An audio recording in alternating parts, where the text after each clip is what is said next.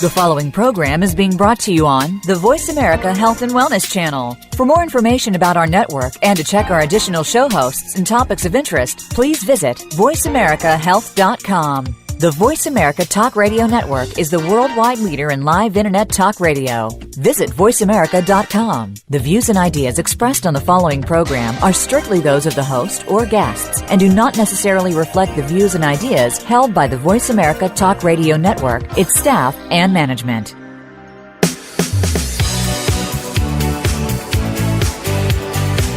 Welcome to Falling Through the Cracks. Feel alive and thrive with Dr. Rebecca Risk. Do you ever feel that even though nothing seems seriously wrong and you pass all the medical tests, that you still feel that your health, pain, and fatigue are completely out of control? It doesn't have to be that way. Listen to the tips and suggestions given on our program today and take back control of your health. Now, here is Dr. Rebecca Risk.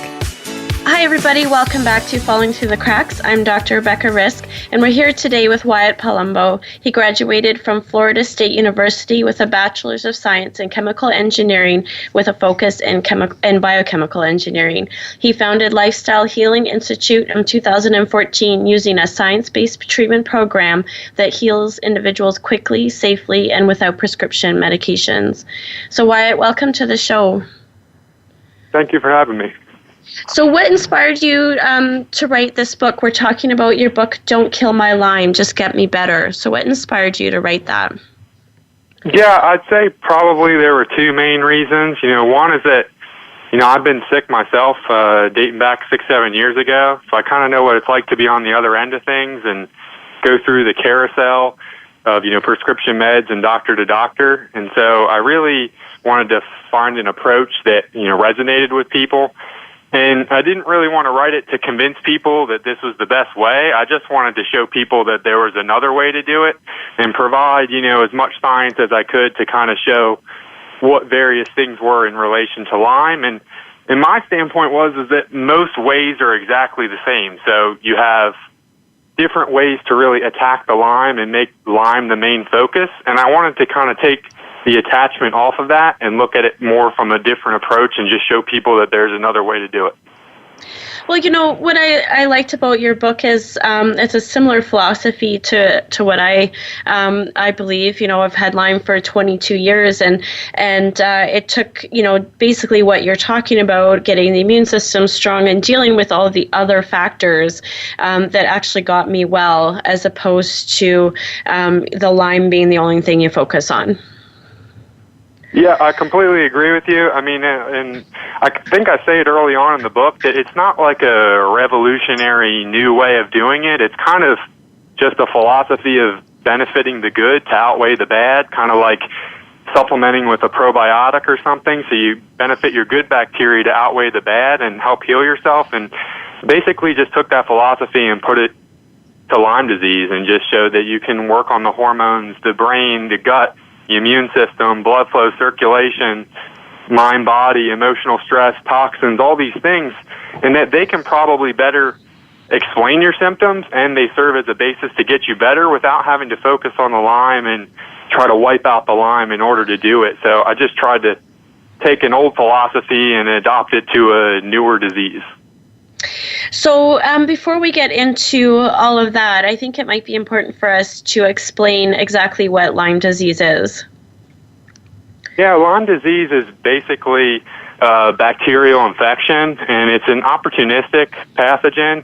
And you can get it from ticks, but there's a lot of recent kind of buzz out there, I'd say. No completely proven research in either direction that you can get it from dogs, cats, mosquitoes, but, the only real proven way to get it right now is through ticks. But you get it, and if you have a compromised immune system, then you end up contracting Lyme disease. And so the CDC's definition is a little bit different than, what I would categorize it as, but basically it's just an infection that you get primarily from ticks.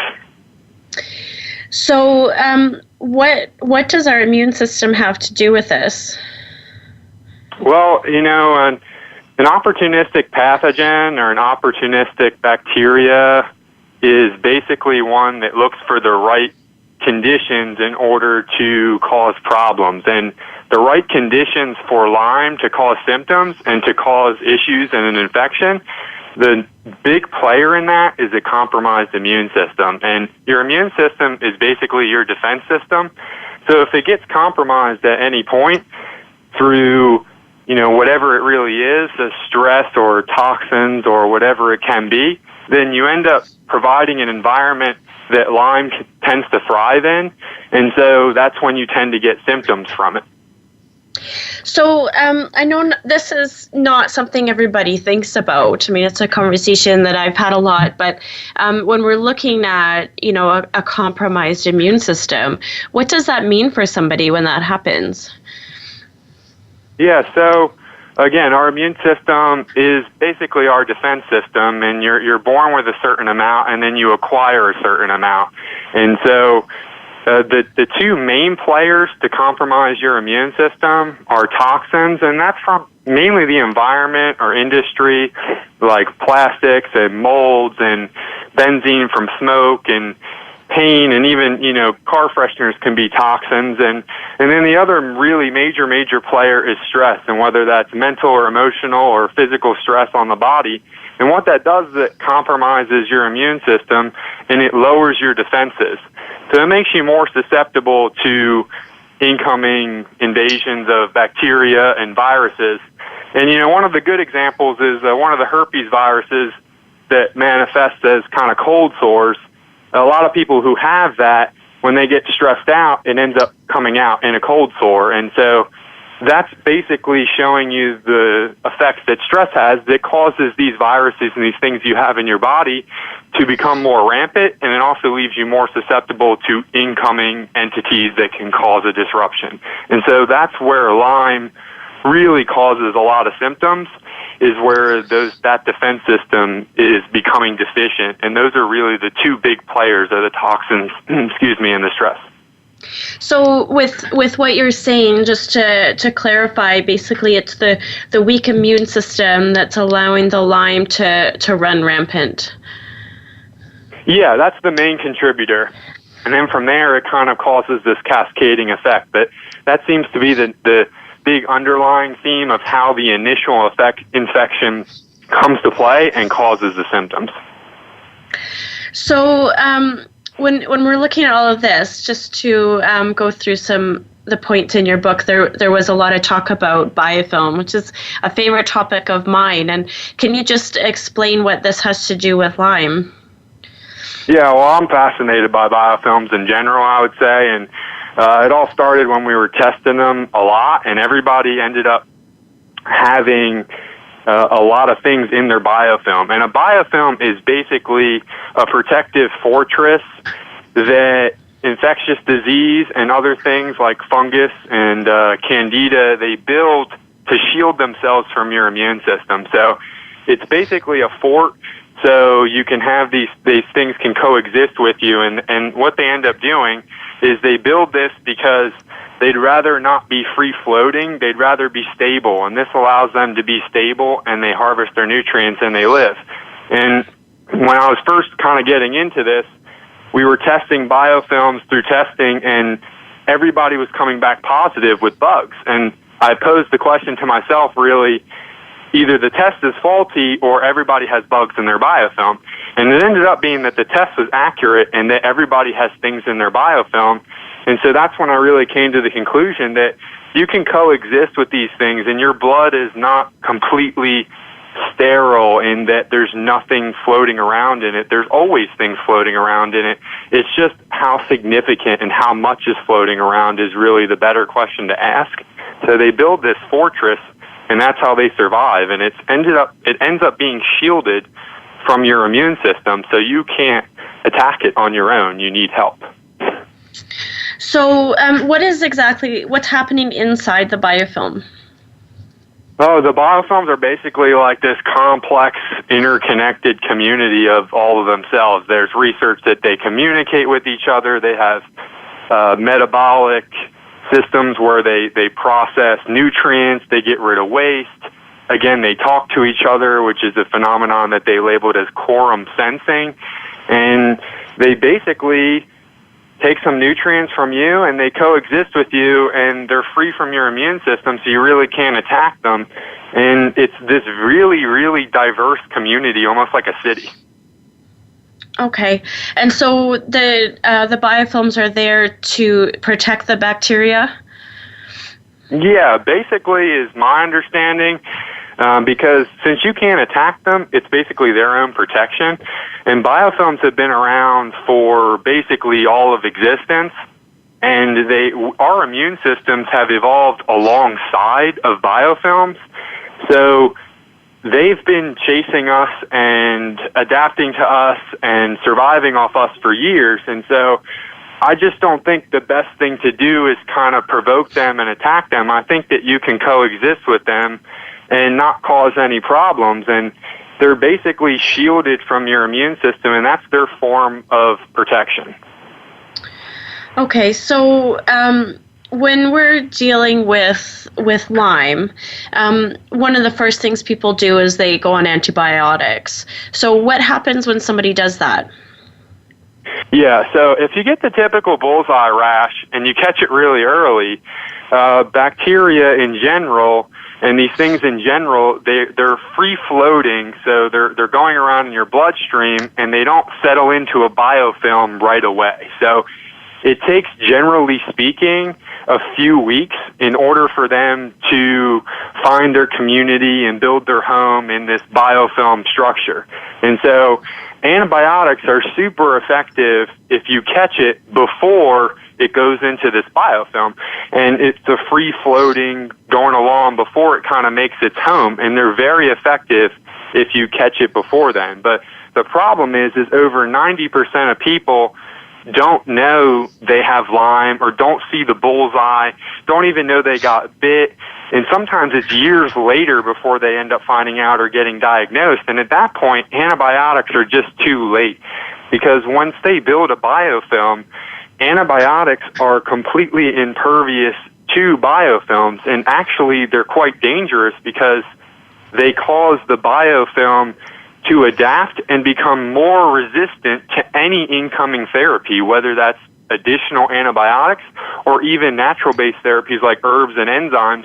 It makes any sort of infection more treatment-resistant the time that you use antibiotics if it's a biofilm disease. And they have it as, I think it's the National Institute of Health has it at about 80% of infectious disease, Lyme included, builds a biofilm. So if you're catching these things really late, antibiotics are just not the right way to go.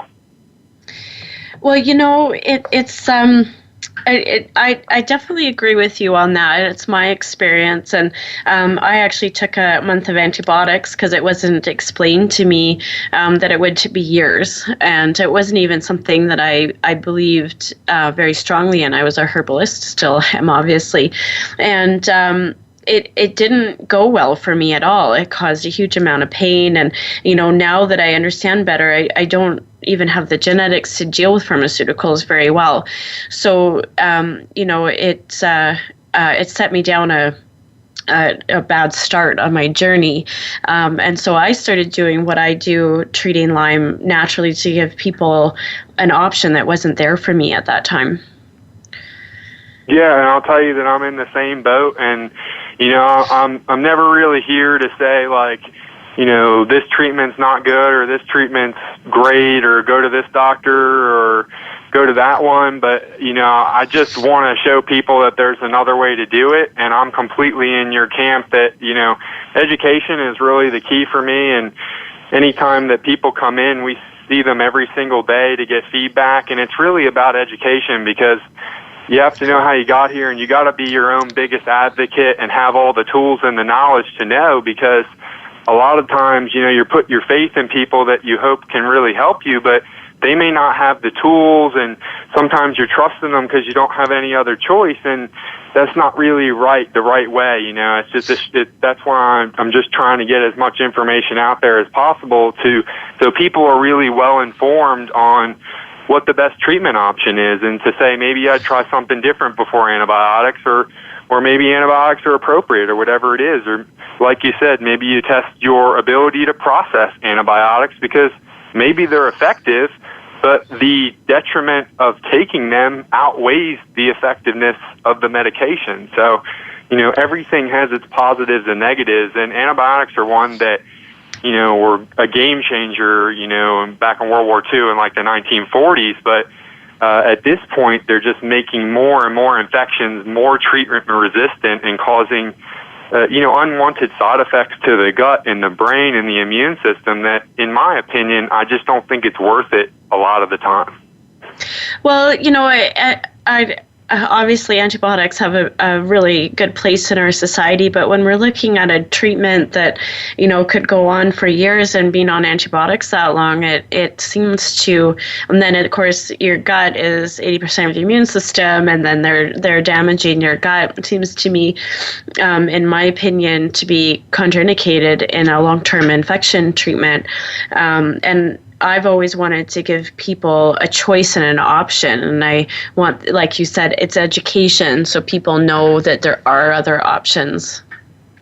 Yeah, I completely agree, and to be honest, I'd categorize, your month-long antibiotic treatment as relatively short from the people in my experience that we're seeing here. I mean, I've seen people that have been on over 50 different medications and so many different antibiotics and have put ports in their chest and done it at home for 2 or 3 or 5 years.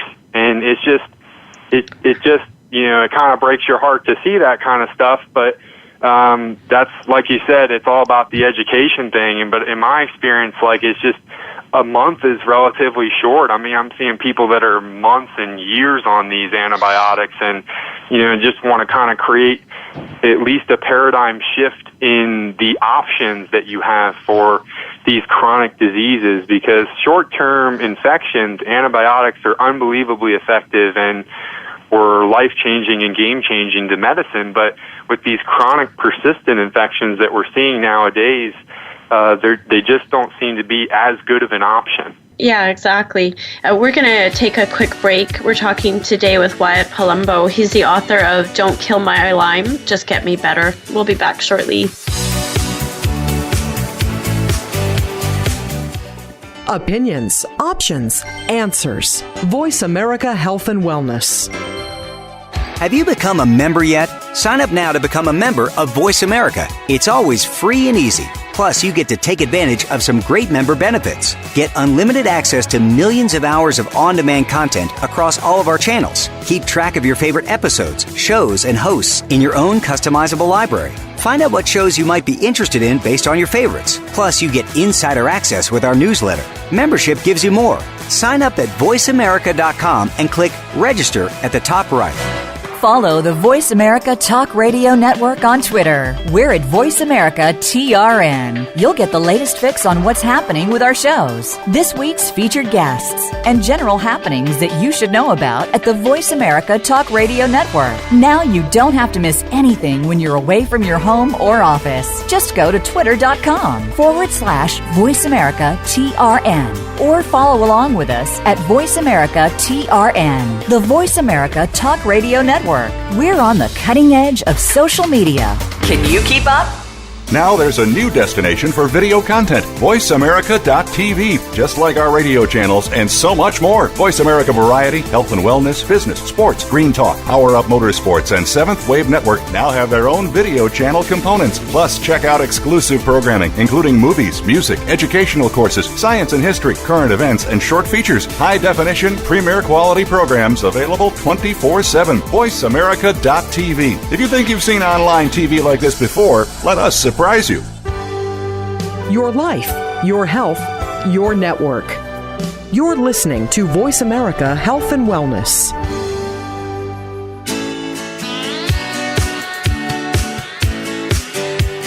You are listening to Falling Through the Cracks with your host, Dr. Rebecca Risk. To reach the program today, please call in to 1-866-472-5792. Again, that's 1-866-472-5792. You may also send an email directly to Dr. Risk. The email address is anantacalgary@gmail.com. Now, back to Falling Through the Cracks. Feel alive and thrive. Hi, everybody. Welcome back to Falling Through the Cracks. Today, we're talking with Wyatt Palumbo. He founded the Lifestyle Healing Institute in 2014 and is the author of Don't Kill My Lyme, Just Get Me Better. So, Wyatt, we're talking about Lyme disease and just wondering if you can tell us what Lyme disease looks like in a patient. Well, Lyme disease, I would say, is one of the only disorders that presents itself in the most ways that I've ever seen thus far. So some people it presents in neurological symptoms from, depression, anxiety, insomnia, to joint pain, to, migraines, to hormone issues, to gut issues, to nausea, to diarrhea. It just seems to encompass a wide umbrella of symptoms. And so that also, led us here to do a lot of analysis of kind of each system, because you really want to pinpoint what's kind of going on, because Lyme just seems to basically explain all of these symptoms, but in our opinion, it's missing a little bit, and it seems to only be a piece of the puzzle as opposed to the only thing causing all of these entities. So, we talked about biofilms before the break, and then there are some other forms that the Lyme can take as well. So you can just explain those a little bit? Yeah, so a lot of people kind of think of Lyme, and if you know a little bit about it and you see it in an image, it looks like a traditional spirochete with a little head and a little tail on it. But there's a lot of research that shows that it can exist in a few more forms. The two most common are cystic, and then the other one is acellular membrane. And cystic, basically, it curls up into a ball and kind of looks like a cyst or a ball type shape. And the theory behind that, which seems to make sense to me, is that the more you treat it and the more you go after it, the more it puts its shields up and it kind of morphs shapes into a different kind of shape of Lyme disease. And then the other one is an acellular membrane, which means it doesn't have a cell membrane or basically surrounding layer to it, which those ones are a little bit more interesting and more difficult to treat, because they basically can go along with the wind, and they steal parts of your nutrients. They can adapt viruses that you have and change genetic code. So those ones are a little bit more advanced and a little bit harder to treat, but I also think it's very interesting that, one disease can take multiple different forms in the body. Well, and it speaks to the complications of treating it, where we're often told you just need 2 weeks of antibiotics and everything. We're saying in the show that's only if it's like the day you're bitten. And, if the Lyme is in biofilm or is taking all these other forms, you're just not going to get anywhere. Yeah, and that's why I think testing is real important. And, it's something that I feel like goes overlooked really in any disorder, whether it's depression or nausea or more complicated things like Lyme or fibromyalgia. You just don't do enough testing to kind of get to the bottom of it. And Lyme is what I would classify as a stealth infection, so it's very difficult to test for. But so they run a traditional, CDC Western blot Lyme test, and if you have, 5 out of 8 IgG bands or 2 out of 3, IgM or IgA bands, then you're positive for it. But if you have 4 out of 5, you're negative. And it's a little bit black and white. So they'll run a different test called a PCR test, and they'll replicate your DNA and see how many times the Lyme comes up in a mutated DNA. But again, you probably have to use multiple different tests just for Lyme itself to get an indication of how the infection is playing out. And to me, it's not as black and white as do you have it or do you not. I think a lot of people have weird infections and parasites and viruses. I think the better question to ask is, how significant is the infection? Because if you're at 4 out of 5 bands, and then you're at 5 out of 5 and you're automatically positive, that's a little bit too black and white. But if you go on an order of significance, then you can classify kind of how large the contribution is for any kind of disease or any kind of infection. And I think Lyme would be much better served if it were classified like that. But unfortunately, it's just not the way it goes right now. Well, there's a lot of controversy about Lyme and how to diagnose it, and I know that can cause issues because we don't have any testing that's perfect yet. And I'm in Canada, and it's definitely worse here because we only have one standard test across the country that doesn't do anything. We don't have the same access to many tests the way you do in the States. And that leaves a lot of people not getting diagnosed and thinking that they've ruled it out as well. I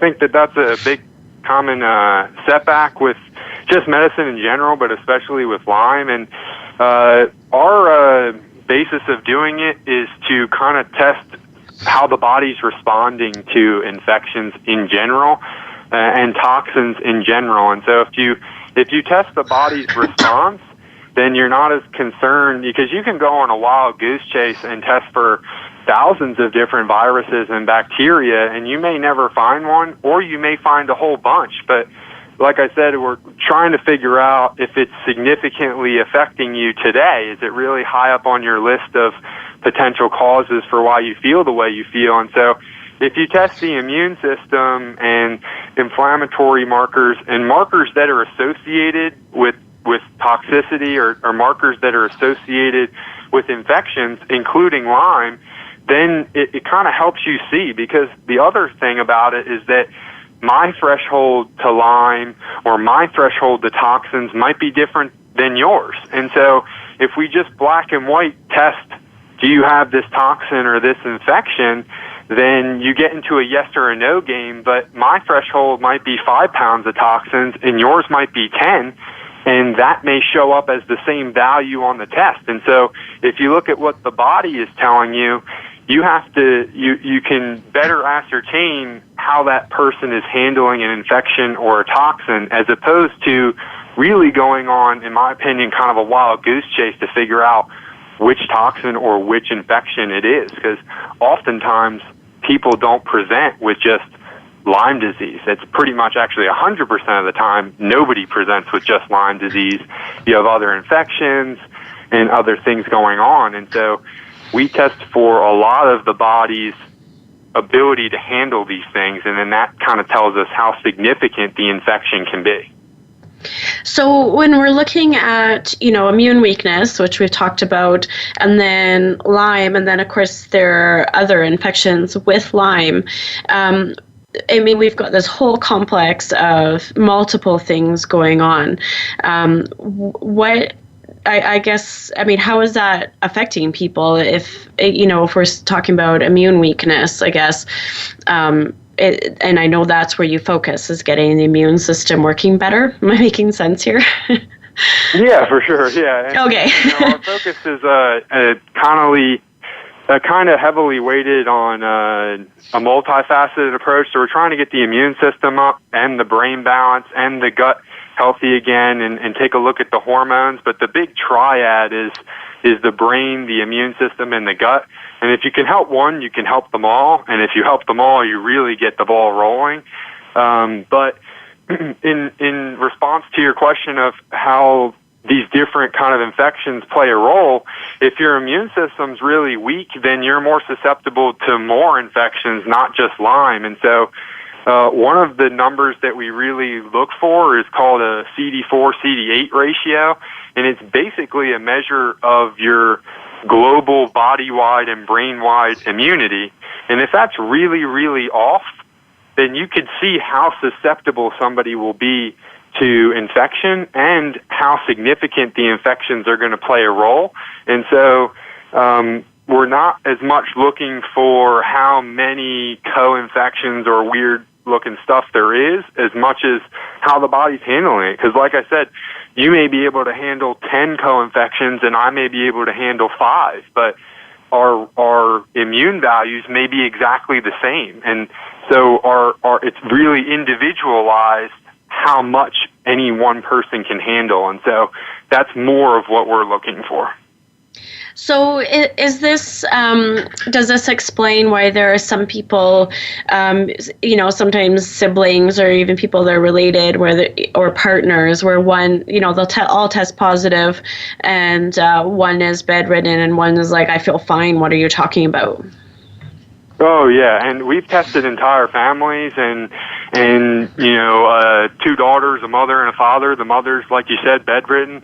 The father got tested because the mother had it, has no symptoms. The kids only got tested. They're in school. They don't know anything that's going on, have no symptoms whatsoever. They just got tested because the mom and the father have it, and all of them are positive. And that's why Lyme is so difficult to really wrap your arms around, because it presents itself so many different ways. But when we did our further digging and analysis, the children and the father in that case had very decent immune systems, didn't have many other things going on, but the mom and the wife, she had infections, she had all these toxins, she had kind of a gut that wasn't absorbing, a leaky gut type thing, her hormones were way off, and so she had a lot of things going on, which further contribute to a weak immune system, which further contributes to Lyme causing symptoms. And so, kind of long answer to your question, but definitely. Yeah. So when we're looking at, say, treating somebody that's that sick, because the example of the mother-wife, how would you start with somebody who's bedridden? I mean, the traditional, there's a traditional Lyme reaction, the herxing reaction, which she probably doesn't tolerate very well. So what would you do with somebody that's that sick? Yeah, so that's the whole premise of I would say the system here is that we don't feel like you have to kill Lyme disease and go through a herxing reaction in order to attack the Lyme in order to feel better. And so someone who's bedridden in that case, first, you want to get all the testing done. And there's so many things that you can work on without attacking Lyme disease that actually can get you better in and of themselves. And we found that over 90% of the time, people that have positive tests for Lyme in the past or just before coming or whatever it is, can get better and stay better without going through a herxing reaction, without killing Lyme and killing Lyme with antibiotics or killing Lyme with herbs and enzymes in a natural way. And so step one is the testing, and step two is that we don't feel like you have to go through a herxing reaction to get better. And on top of that, even in the 10% where infections are running so rampant that they need to be addressed, the body is so in a weakened state, and like you said, they're bedridden, so to go through a herxing reaction is only going to make it worse and make them experience more symptoms. And all medicine should be about is reducing suffering and improving quality of life. And in my opinion, to make somebody go through that type of therapy when they already feel so bad as it is just not the right way to go. And, so if you build the body back up, you build the immune system, you build up the brain, oftentimes the body helps repair itself, and we're just really glorified facilitators and just putting the pieces into play, but the body does all the work. And so even if that person is in what we would call the 10% of people where infections are a big problem, or Lyme is a big problem, they still can't do that to begin with. They still have to go through the build-up process before you do that, because herxingers just make things worse, even if it's the right thing to do. So can you just explain what a herxing is? Yeah, so a herxing reaction was classified a little bit ago by Jarisch and Herxheimer, and they were looking at syphilis, and when they tried to attack it, what it would do is it would give off one last bit of toxins before it would die, and nothing really wants to die, so it's kind of the last-ditched effort of a pathogen or a bacteria that, release their last bit of toxins when you're trying to kill them. And with Lyme, this is in the it's best seen in the biofilm, and you go and you try to attack it, and what it does is releases all its toxins because it's annoyed that you're trying to kill it. And if you're going to kill it, it's going to release all of its toxins. And a common misconception is that when you're feeling a Herxheimer reaction, you're only feeling attacking the Lyme. But in reality, you're attacking this biofilm, and I equate it to basically like you're looking at the Hoover Dam, and then you put some dynamite right on that concrete, front there, and the floodgates just open because you're releasing candida and fungus and toxins and any other co-infection that's in the biofilm, because all of them live in the biofilm. So what you're feeling is all of that on top of trying to kill the Lyme and these other infections, and it really causes all of that excess toxins that they release from the Herxheimer reaction causes your brain to get hot-wired, it causes your hormones to plummet, your immune system to either go way up or way down, destroys the gut lining, it clogs up the circulation and makes things tough to move, and those are what causes all the symptoms of brain fog and pain and headaches and sleep issues and anxiety. That's what causes all the issues. Well, that's definitely not something I enjoyed, and I think that most people with Lyme don't like feeling that way. So we're going to take a quick break. We're talking today with Wyatt Palumbo. He's the author of Don't Kill My Lyme, Just Get Me Better. We'll be back shortly.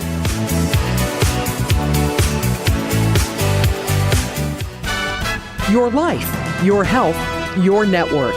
Voice America Health and Wellness. Have you friended us on Facebook yet? Why not? Just go to facebook.com/Voice America or search for the keywords Voice America. Once you are part of our Facebook network, you'll receive daily messages about what's happening with our shows, this week's featured guests, and new happenings of the Voice America Talk Radio Network. And you can add your voice to the always active discussions on our wall. Just go to facebook.com/Voice America or search for Voice America. The latest business information is made simple with the Voice America Business Network. The professionals in the business world bring you live talk radio shows featuring an array of business topics, strategies for building wealth, sales and marketing, stock trading, investing, and business technology. Voice America Business hosts are professionals in their fields and bring to the airwaves weekly business discussions that offer up-to-date information, advice, and education. The Voice America Business Network, the bottom line in business talk. Take us on the go. It's even easier now. The Voice America Talk Radio Network has launched our mobile app for iPhone, Android, or BlackBerry. Visit the Apple iTunes App Store, BlackBerry App World, or Android Market to download the app powered by Aircast. It's free and no registration is necessary. In minutes, you could be enjoying your favorite Voice America Talk Radio host, no matter where you are, in the car, out and about, while traveling, or anytime you can't be close to your computer. Catch up on the archives you've missed or discover new shows on the spot. Search Voice America at your favorite app store. Opinions, options, answers. You're listening to Voice America Health and Wellness.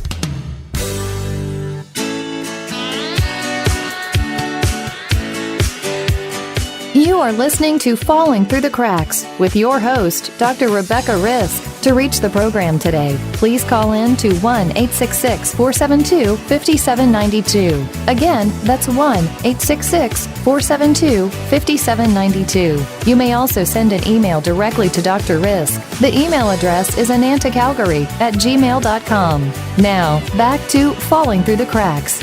Feel alive and thrive. Hi, everybody. Welcome back. Today we're talking with Wyatt Palumbo. He's the author of Don't Kill My Lyme, Just Get Me Better.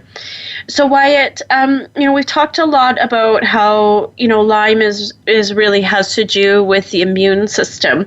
So, in your book, you talk about different things that can weaken the immune system.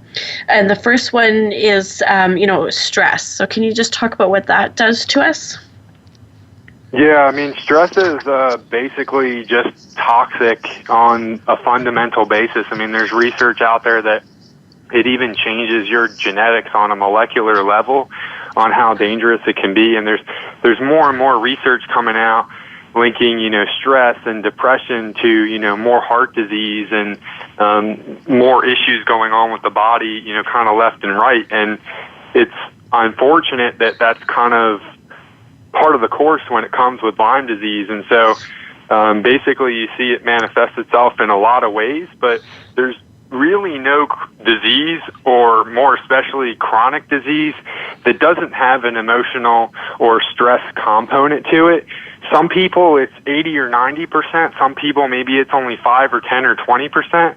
But each symptom and each disease, especially Lyme and chronic disease, has an emotional or a stress component to it.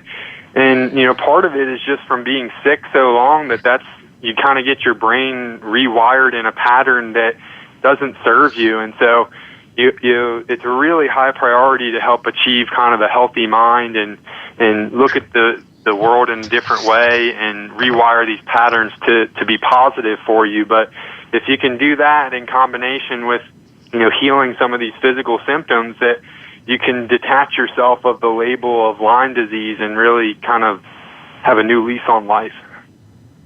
Well, you know what? I've done a lot of shows on stress and emotions, mindfulness. I think that, one of the things is that we forget is that we're human. And so, of course, we are going to have stress and emotions, and it's a constant battle, just like other parts of our health, to keep those healthy and to continue to work on them. No, I completely agree, and it's not an overnight change. It's something that takes a long time, and I know probably from you, getting diagnosed 22 years ago with the Lyme, and myself having Lyme and really suffering from depression, anxiety, and insomnia, and getting put on all these medications and all these things, your brain gets wired in a way that just doesn't serve you anymore, and whatever you do every day becomes normal to you. So a lot of these people, including myself, you really don't like to be asked, how are you doing? Because it's just the same thing. It's either bad, really bad, or less bad. It's a 0, 1, 2, or 3. And it's not a great feeling to be under, but, the more you can change that and develop those patterns to serve you, then the better off you're going to be. And it's not the whole battle, but it's part of the battle. Well, one of the things for me is I spent so long with people telling me it was all in my head. When I was finally diagnosed, I realized how much of my depression and anxiety had been from the Lyme, but also that had been there. So it was something that I definitely had to work on, because it had been so long that I had been, of course, not recognized, and I had felt that way. Yeah, I mean, and I think pretty much everybody gets to that point, especially the people that come here, because it's kind of the last stop. And I was told that myself, either it's your fault or you're crazy or it's all in your head. And it's a really crappy thing to tell someone, especially when they're not doing well. And I think, there's a lot of big yogas out there, but Iyengar, was real famous for saying, it's hard to meditate, it's hard to heal yourself if you're always in pain and you're always suffering. So he created prop-based yoga to relieve the suffering so people could really do the real healing. And, our mentality here is that we got to get you to sleep and reduce anxiety and get you more energy and lift your depression and just make you feel a lot better. And then it's a lot easier to work on the stress or the mind or the emotional component. But it's really, really hard to do that when you really don't feel well. And so it's all things are kind of intertwined together, and it's a shame that people are told that, but at the same time, it kind of helps when they come here and there's finally a reason for it, and you could see just it lift off their face to kind of be validated that there's a reason for not feeling, so well. So when we're looking at the role of the immune system, and of course we talked a lot about how toxicity is playing a role in that. How do pharmaceuticals fit into this? Yeah, and so, toxins, in the way I categorize them, they fall into industrial toxins from things that we're polluting or plastics and, things that we use in our piping system, to environmental, to mold, fires and all that stuff. But it also can be grouped into pharmaceuticals, because pharmaceuticals are foreign bodies, and our immune systems in our bodies don't perceive them as being normal and, something that they know what's going on with. So they process it basically like a toxin. And so for your long-term health, it really serves you to get off of them. And what we found is, part of the Lyme treatment that we were kind of having some people that were on, 13, 17 different medications at one time. And a lot of their issue was just that they were on so many of these medications, masking symptoms, accompanying on drugs because the drug causes a symptom, so they go on a different drug. And we realized, we got to find a way to get these people off the medications. And so part of the program here and part of, what we really pride ourselves on is being able to detox people off of prescription medications without having to go through withdrawal in the traditional sense. So, no heart rate increases, no blood pressure increases, no seizures, no pupil dilation, sweating and all that. And we're able to get people off of very, very high doses of medications in a matter of weeks. And people just go from kind of ghost-like figures to they get life in their face just from backing down off the medications, because ultimately they're also a toxin.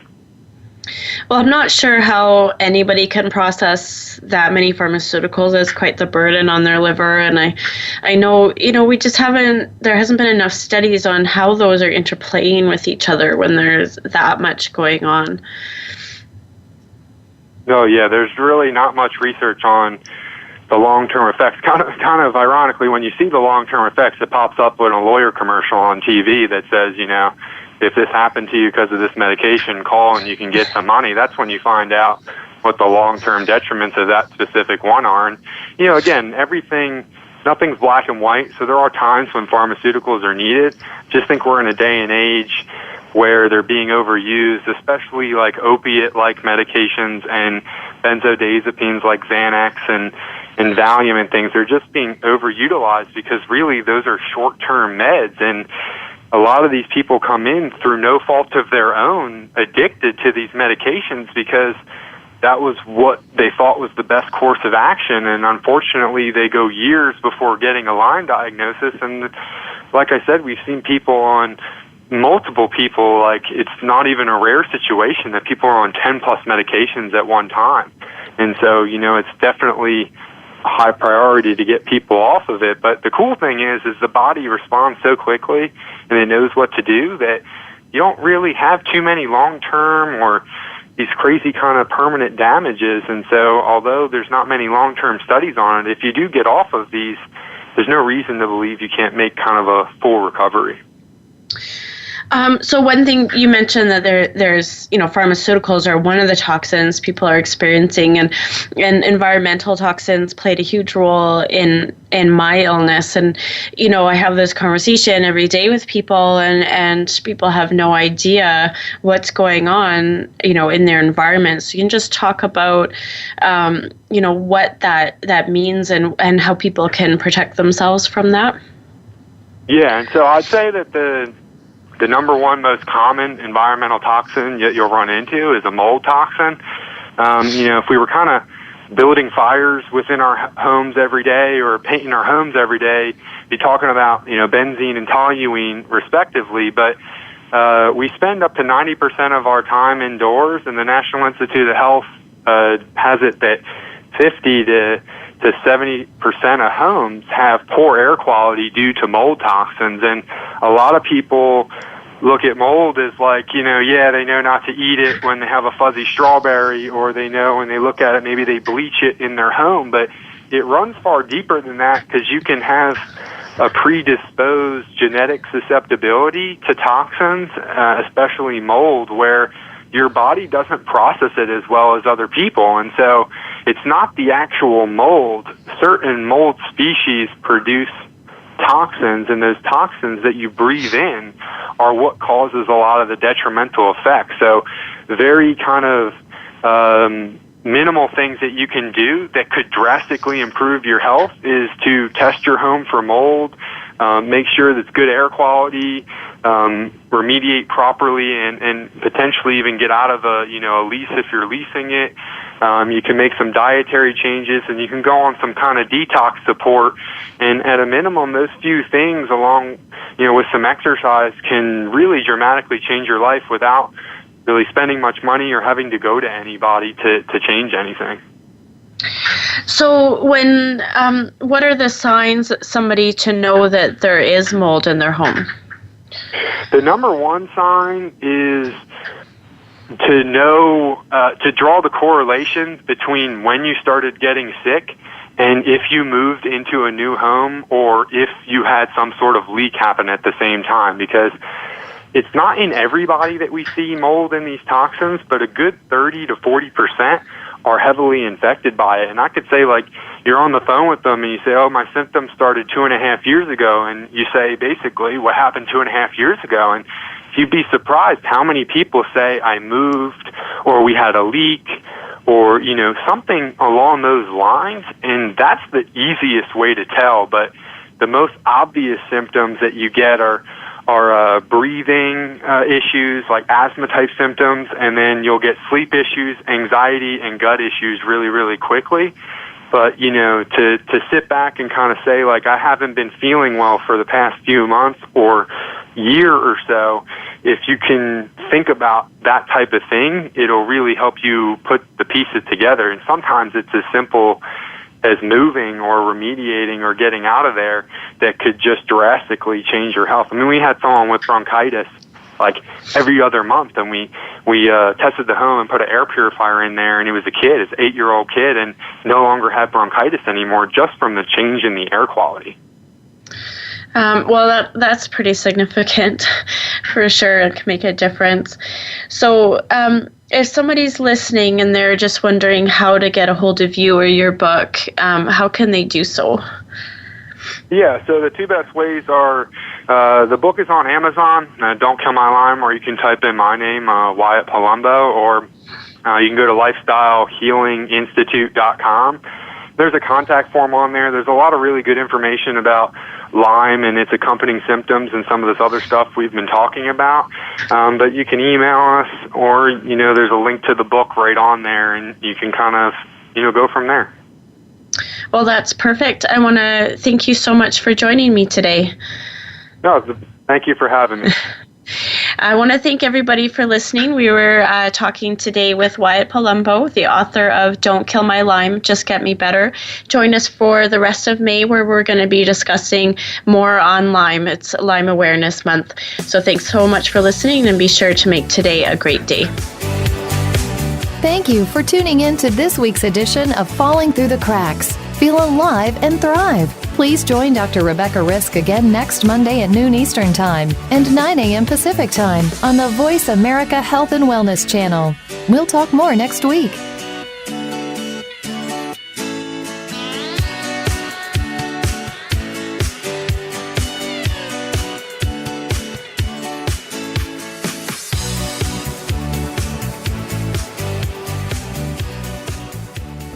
Thanks again for listening to the preceding program, brought to you on the Voice America Health and Wellness channel. For more information about our network and to check out additional show hosts and topics of interest, please visit voiceamericahealth.com. The Voice America Talk Radio Network is the worldwide leader in live Internet talk radio. Visit voiceamerica.com. The views and ideas expressed on the preceding program are strictly those of the host or guests and do not necessarily reflect the views